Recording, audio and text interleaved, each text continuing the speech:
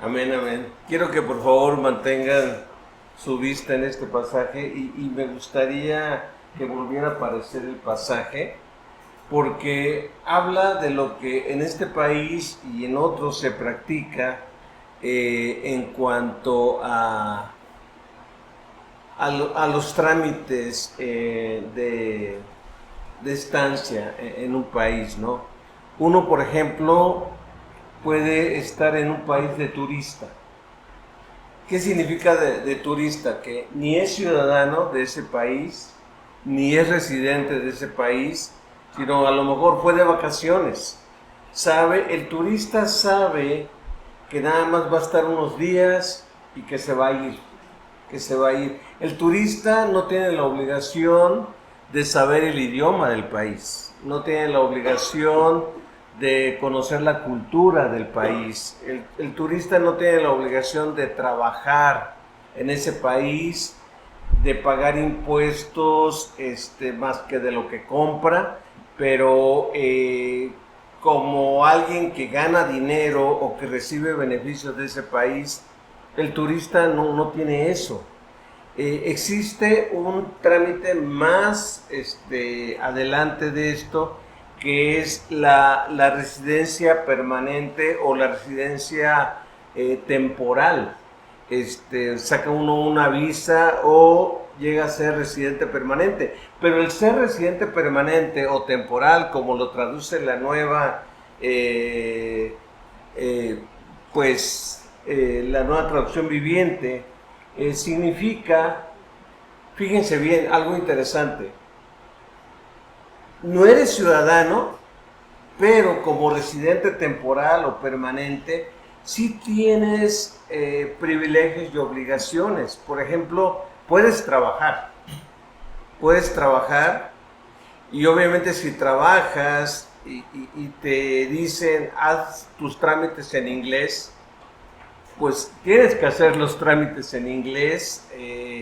Tal vez en otras áreas sí te manejes en español, pero muchos de los trámites y muchas de las cosas que uno hace estando en este país, pues es en inglés, en ese aspecto. Entonces uno tiene que tener una idea del idioma en donde está como residente temporal o permanente en ese país. Fíjese bien, no es ciudadano, pero conoce las reglas o empieza a aprender las reglas, que cuando hay un signo de stop, uno se tiene que parar, que cuando hay peatones o personas que van caminando, si en su país uno no estaba acostumbrado a eso, sino que le aventaba el carro a los que iban caminando, ahora uno tiene que pararse y dejar que estas personas pasen caminando. A veces hasta pasan como retándote: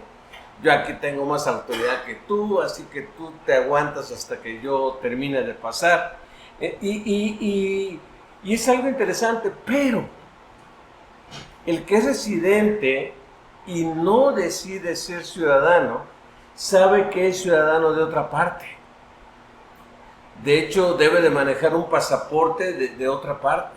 Y lo que Pedro está diciendo aquí es: eres residente, pero tu ciudadanía está en otro lado. Tu ciudadanía está en los cielos, de tal manera que aunque tú trabajes, aunque tú tengas beneficios en este mundo, aunque tú disfrutes de este mundo y tal vez te diviertas en este mundo, tus costumbres, tus valores, lo que tú consideras valioso no está aquí. Tú estás de paso y tú estás anhelando ir a ese lugar donde eres ciudadano. Y es lo que Pedro está diciendo: estamos de paso, somos peregrinos. ¿Y cuál es nuestra tarea mientras somos peregrinos? Bueno, vivir una buena vida. Es muy interesante que, por ejemplo, la Reina Valera 60, en este pasaje, dice en el versículo 12, manteniendo buena. vuestra manera de vivir entre los que no creen, entre los gentiles. Pero lo desconcertante y lo que comentaba Irene en su testimonio es, ¿cómo es posible que uno tenga una buena vida, una buena manera de vivir, una manera de comportarse?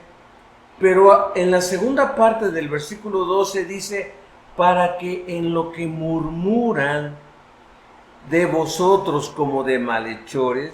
Entonces uno dice, ¿cómo es posible que a una persona buena, o a una persona que lleva una vida buena, o una persona que respeta, que quiere, cómo es posible que se le trate de malhechores? Dice, y aunque se les trate de malhechores, dice, glorifiquen a Dios en el día de la visitación al considerar vuestras buenas obras. La Nueva Traducción Viviente dice, procuren llevar una vida ejemplar entre sus vecinos no creyentes.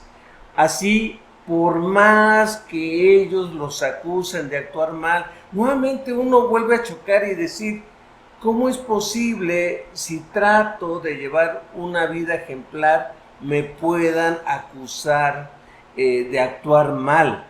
Dice, entonces verán ustedes, tienen una conducta honorable y le darán honra a Dios cuando Él juzgue al mundo. Ahora, en la introducción de este mensaje, yo puse lo siguiente. La Biblia nos habla que los que ponemos nuestra fe en Cristo viviremos transformación y resurrección de vida. Es decir, nuestras vidas serán transformadas. Ya no veremos de la misma manera, ya no hablaremos de la misma manera, ya no actuaremos de la misma manera, sino que tendremos una vida transformada. Tenemos la promesa de Cristo de que un día nuestros cuerpos corruptos, que tienen achaques, que se van envejeciendo, que van cambiando, que empiezan a funcionar mal, que se enferman y que finalmente uno muere, serán nuestros cuerpos resucitados y que todas las cosas van a ser nuevas, todo va a ser absolutamente nuevo en esa ciudadanía que tenemos con el Señor. Pero al mismo tiempo, pongo yo aquí, Dios quiere que vivamos cada día, aunque anhelamos la ciudadanía, aunque anhelamos llegar un día a esa patria celestial. Mientras tanto, cada día debemos de vivir, o Pablo nos recuerda, Pedro nos recuerda, vivir en el poder de la resurrección de Cristo en este mundo. ¿Cómo es esto? ¿Cómo podemos vivir una nueva vida cuando todavía no experimentamos un cuerpo nuevo, cuando todavía no experimentamos las cosas nuevas? Pues es lo interesante de la vida cristiana. Alguien dijo por allí que la vida cristiana es un entrenamiento en esta tierra de lo que va a ser en los cielos. Y obviamente en los entrenamientos se cometen errores, en los entrenamientos se fallan.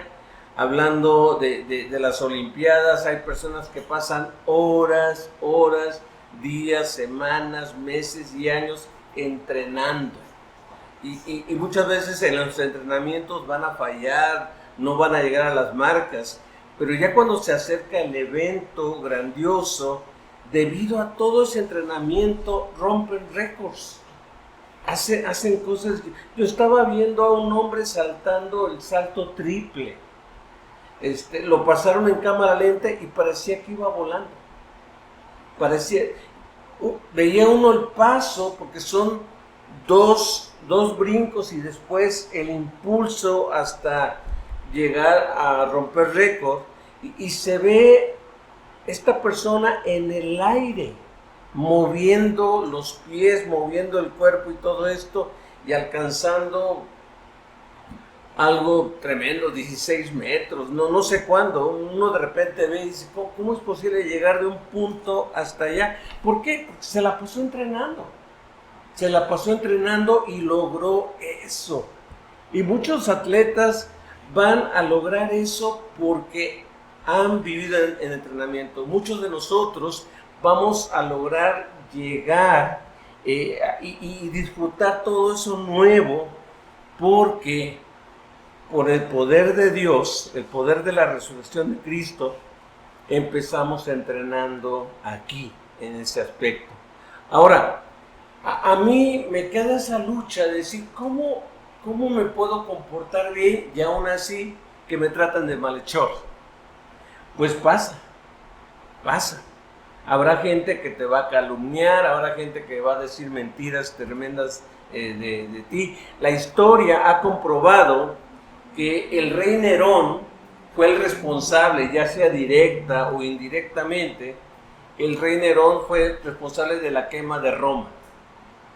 Y a lo mejor dice la historia por ahí que él anhelaba una Roma más moderna, una ciudad más funcional, más bonita a su gusto.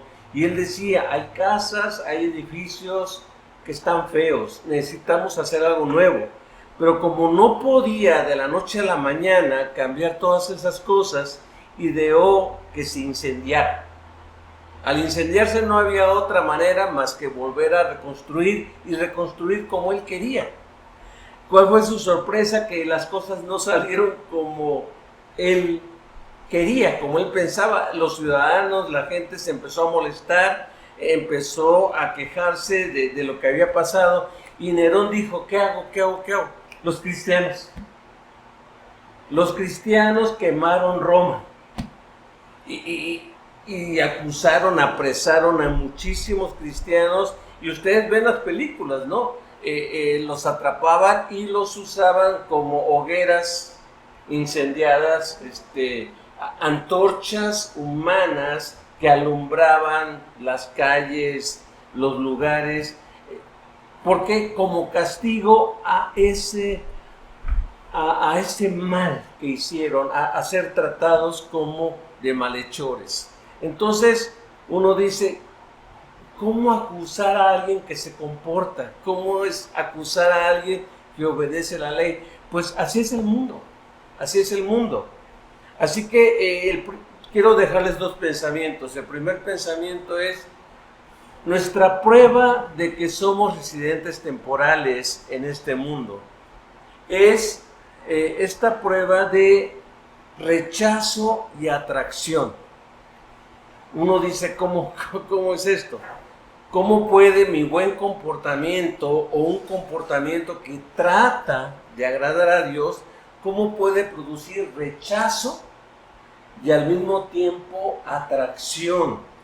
Pues aquí el versículo 2 está diciendo esto. Dice, por en cuanto los tratan de malhechores, cuando vean sus buenas obras, glorifiquen a Dios. Los van a tratar de malhechores, pero al darse cuenta de sus buenas obras, van a glorificar a Dios. Esto es rechazo y atracción. Y tal vez tú digas, ¿cómo el comportarme bien puede producir rechazo? Quiero dar 4 ejemplos y ustedes me dirán si han vivido alguno de estos 4 ejemplos en su vida. El primer ejemplo es una vida de perdón. Dios nos manda perdonar. El Señor Jesucristo dice perdona a los que te ofenden, bendice a los que te maldicen. No pagues mal por mal, sino que paga con bien el mal. No seas vencido de lo malo, sino vence con el bien y el mal. Son enseñanzas revolucionarias. ¿Por qué? Yo he visto videos, he leído historias que uno dice, wow, solamente Dios puede hacer eso. Solamente Dios. Me acuerdo que en las fechas del primer terremoto de la Ciudad de México en 1985, había unos misioneros americanos en la Ciudad de México, en el área de México, y no sé si coincidió o hubo una maldad concertada, pero al presidente de los misioneros que estaban sirviendo en la obra de reconstrucción, ayudando a los damnificados y todo esto, llegó un hombre y lo quiso asaltar. Lo quiso asaltar y agarró una pistola y mató. Mató a este misionero americano, un hombre cristiano tremendo. Que fue una noticia muy sonada. Entonces atraparon al criminal. ¿Cuál fue mi sorpresa? Que la viuda de este misionero pidió visitar en la cárcel a este asesino, y cuando llegó a la cárcel y vio a este hombre, le dice: Cristo me manda a perdonar, tú me hiciste un gran daño a mí y a mis hijos, pero quiero que sepas que Dios te ama, que Él pagó por tus pecados, inclusive por este asesinato.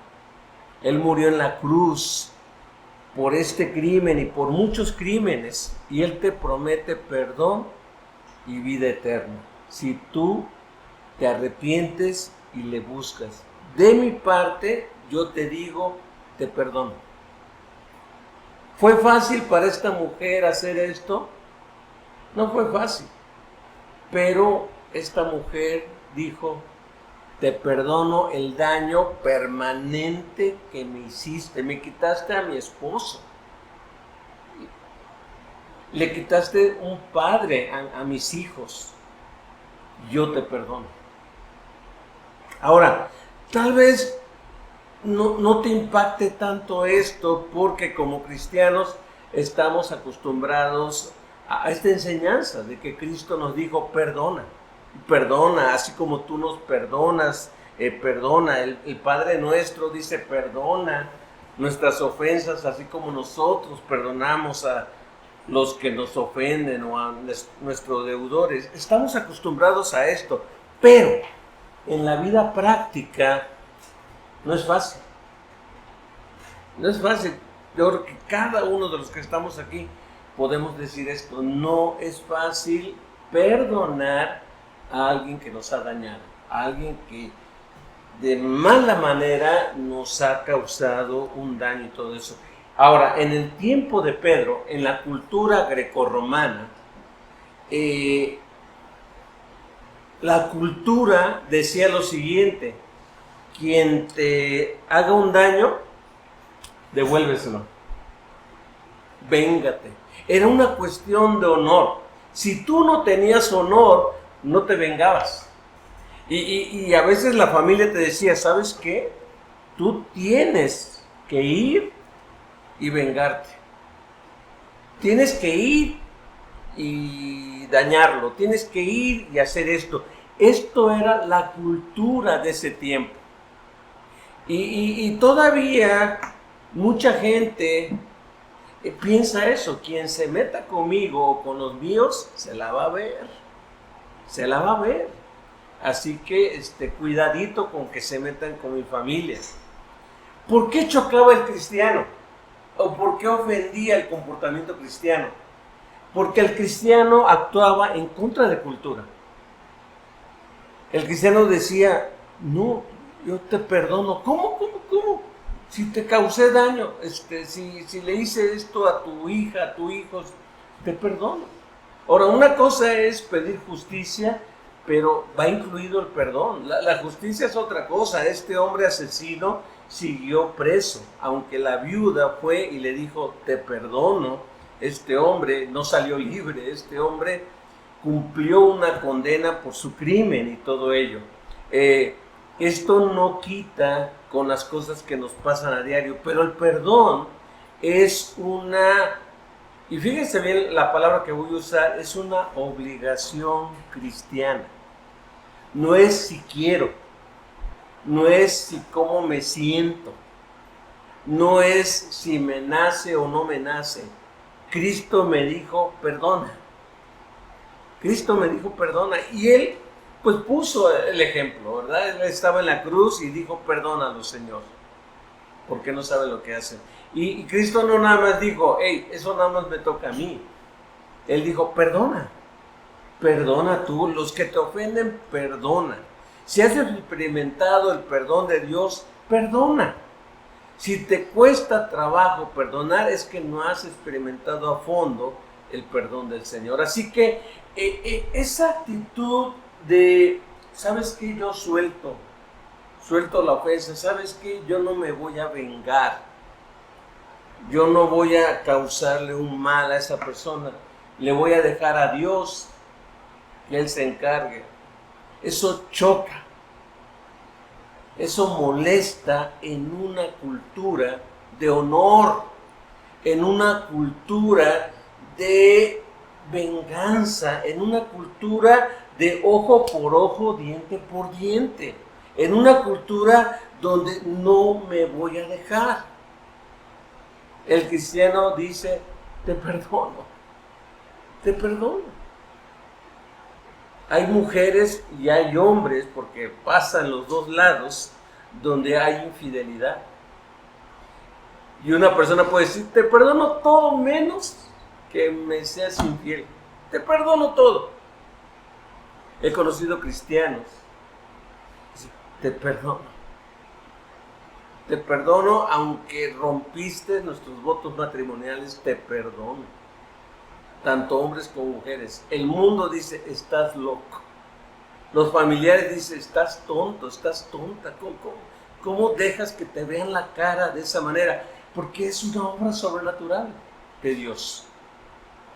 Pero la segunda cosa que choca es una vida generosa. Normalmente somos generosos con los que nos caen bien o los que son familiares nuestros. Decimos, América primero para los americanos, que el mundo truena. Primero América. Cuando América en muchos otros años ha bendecido y ha ayudado a tantos países y a tantas culturas. De repente dicen, no, ya basta. Ya tenemos que ver primero por nosotros. Los cristianos no nada más ayudaban, en este caso, por ejemplo, los gentiles a los puros gentiles.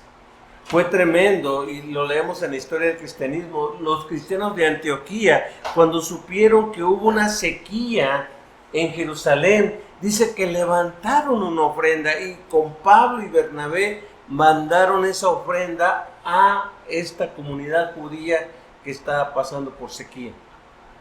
¿Qué pasó? No se pusieron a ver la raza, no se pusieron a ver el idioma, no se pusieron a ver si era agradable o desagradable esa persona, si me caía bien o no me caía bien, sino que estaba enfrentando una necesidad. El cristiano es generoso.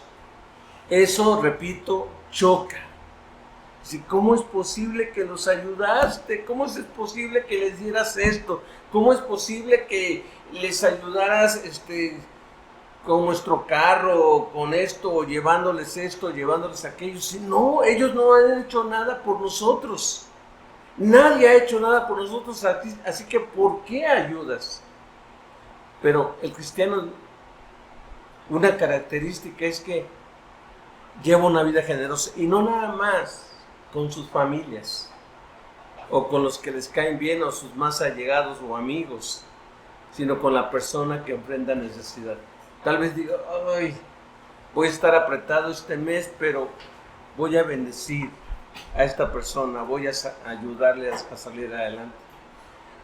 Una tercera cosa que molesta a muchos es el cristiano que se goza en el sufrimiento.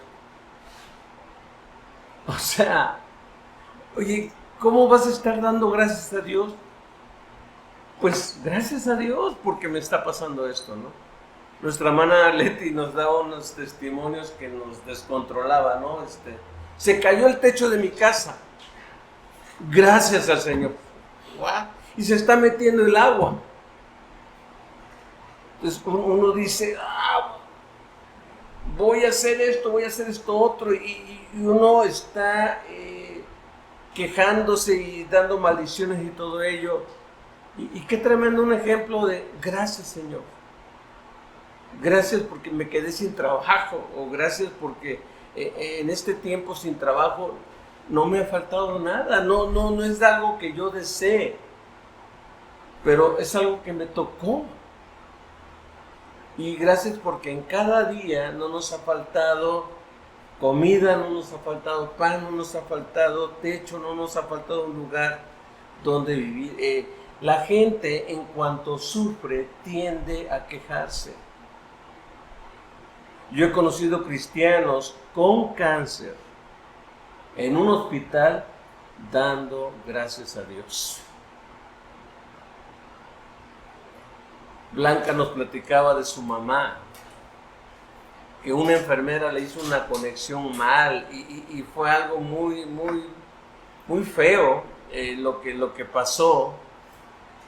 Y la hermana Teresa le decía a esta enfermera: Dios te bendiga, el Señor te ama, Cristo murió por ti, que Dios bendiga tu vida y la vida de tu familia. Y esa enfermera se quebró y se puso a llorar.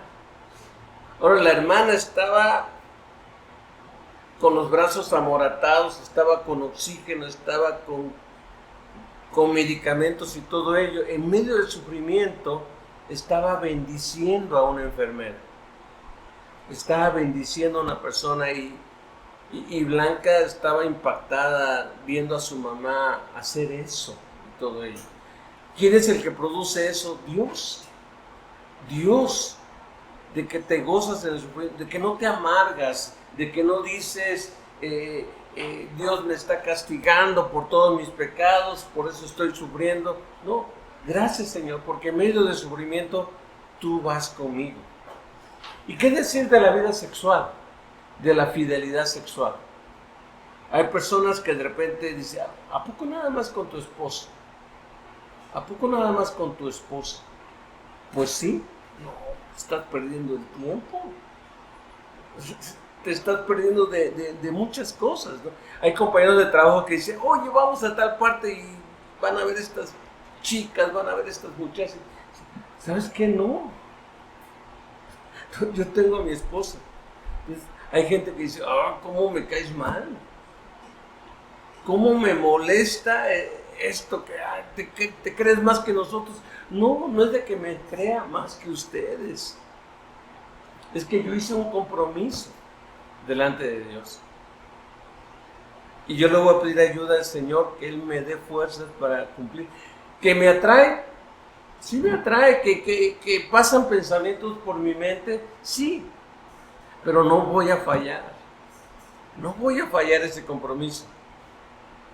Y la gente no nos baja de tontos, de locos, de perder el tiempo, de no aprovechar la vida, de no disfrutar, de no hacer muchas cosas. Entonces, ¿qué pasa?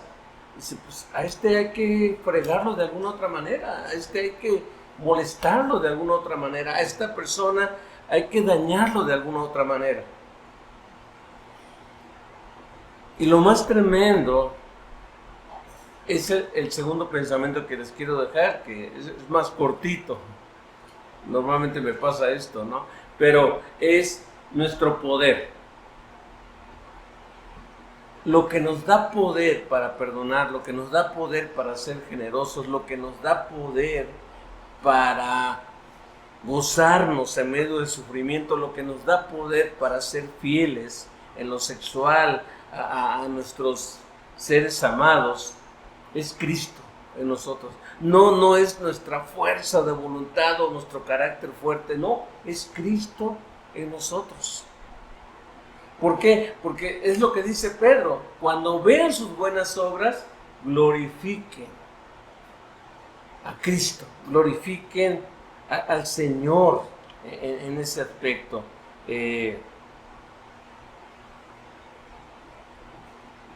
Dice en la Reina Valera 60, dice: para que en lo que murmuran de ustedes o de vosotros como de malhechores, glorifiquen a Dios en el día de la visitación, en el día en que venga el Señor, en el día en que se pongan todas las cosas en su lugar. Dice: al considerar vuestras buenas obras. Entonces, hay gente, así como Rocío, la amiga de Irene, la que dijo, yo quiero escuchar de ese Cristo, yo quiero escuchar de este Dios que te ha vuelto una persona totalmente diferente. Y es así como la gente, porque nosotros, tú y yo, somos una Biblia abierta. Decía Irene en la clase, tal vez la única Biblia que los inconversos lean en su vida sea tu testimonio al tratar contigo en el trabajo o donde quiera que tú y yo nos desenvolvamos. Y esto nos lleva a reflexionar qué estoy mostrando. ¿Qué estoy mostrando a mis compañeros de trabajo, a mis compañeras de trabajo? ¿Qué estoy mostrando a mis jefes? ¿Qué estoy mostrando a mis amistades? ¿Qué estoy mostrando a mi familia? Soy una carta abierta, como dice Pablo, soy una Biblia abierta de que da el mensaje. Así la gente va a glorificar a Dios. ¿Pero por qué? Por Cristo. El poder que te va a hacer, que te va a dar la capacidad para una vida nueva, para una vida diferente, es Cristo. No es tu inteligencia, no es tus grandes capacidades, no es que tú eres mejor que los demás, es Cristo en ti, es dejar a Cristo viviendo en nosotros, en ese aspecto, ¿no? Que podamos, como dice este slide, que podamos reflejar a Él, a Dios ante los demás. Repito, no esmerarnos en ser perfectos, sino en esmerarnos en reflejar a Dios en nuestras vidas, a Cristo en nuestras vidas. Ya no vivo yo, decía Pablo, Cristo vive en mí. Cristo vive en mí. Así que la gloria no es para ti, la admiración no es para ti. A lo mejor alguien te va a felicitar por tu comportamiento, pero al felicitarte a ti, tú te vas a dar cuenta que es para Dios, que es para el Señor. Creo que en estos tiempos la gente que se va a acercar a Dios, la gente que se va a acercar a Cristo va a ser por lo que ven en ti y en mí. Y esto debe de llevarnos a la reflexión, ¿qué están viendo en mí? ¿Una persona igual a las demás o una persona que por su buena manera de vivir, aunque a veces se le difame, aunque a veces se les acuse, aunque a veces se les diga cosas, muestra a Cristo? De tal manera que la gente empiece a glorificar a Dios. ¿Sabían ustedes, por ejemplo, que la esclavitud se terminó en muchos pueblos esclavistas por el testimonio de los cristianos? Porque los cristianos empezaron a decir, no es bueno que uno esclavice a otro. No es bueno que aunque toda la historia se ha practicado la esclavitud, no es bueno, porque los hombres y las mujeres fueron hechos a imagen y semejanza de Dios. No hay una raza más alta, más grande que la otra. Así que no te preocupes que en tus fuerzas tú vas a atraer a la gente.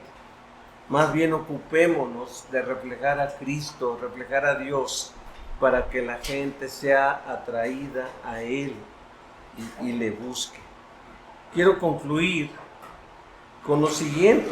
Somos extranjeros, otra versión dice exiliados en este mundo. Me encantó ver que el Comité Olímpico aceptó a un grupo de refugiados para competir. Estas personas que son de distintos países no pudieron, recibían represalias en su propio país, fueron perseguidos en sus propios países, pero ellos siguieron practicando el deporte. Así que el comité dijo, pues va a haber un grupo de atletas que no van a ser de un solo país, sino va a ser el grupo de refugiados. Y desfilaron también, siendo personas rechazadas en sus propios lugares. Nosotros somos exiliados en este mundo. Vamos de paso. No nos vamos a estacionar aquí. Esto significa que los valores y virtudes que practicamos van a revelar que nuestra ciudadanía no es de este mundo, sino del cielo. Solamente el Espíritu Santo puede lograr esta nueva identidad. Y la pregunta que surge es, ¿el mundo ve en nosotros esa nueva vida? ¿La rechaza o atrae esa nueva vida? ¿O nos ve iguales a ellos? Necesitamos pensar en esto, hermanos. Vamos a orar. Bendito Padre, Señor nuestro, ayúdanos a vivir con tu identidad en este mundo. Hay tanta confusión, hay tanta maldad, hay tanta mentira.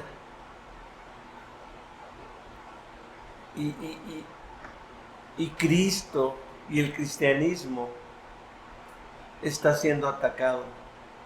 Señor, permítenos que con nuestro comportamiento, con nuestra buena manera de vivir, podamos mostrar a través de nuestras buenas obras,